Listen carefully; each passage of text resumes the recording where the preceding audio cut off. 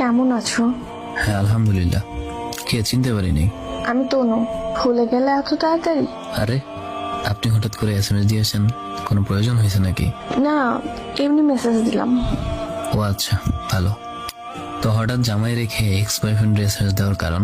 আসলে আমাদের বিয়েটা ভেঙে যায় বিয়ের 2 মাস পর। আমার হাজবেন্ডের আগে একটা ওয়াইফ ছিল, সে সেটা লুকাইছে আমার কাছে। ভালোই। তুমি আমাকে একটু মানসিকভাবে সাহায্য করো আশিক। আমার বেঁচে থাকাটা কষ্টের হয়ে যাচ্ছে। আমি তোমার কাছেই সুখ শান্তি পাই, যেটা এখন বুঝতেছি। তো আমি এখন কি করব আপনাকে? আমার সাথে কি আগের মতো কথা বলা যায় না? আপনার মতো লোভী মেয়ের সাথে আবার কথা বলার ইচ্ছা? ধ্যাত, এটা তো আপনার শুধুমাত্র কল্পনা বই, কিছুই না। এমন বলো না, আমার খুব কষ্ট হয়। কষ্ট হইলেই কি, না হইলেই বা আমার কি?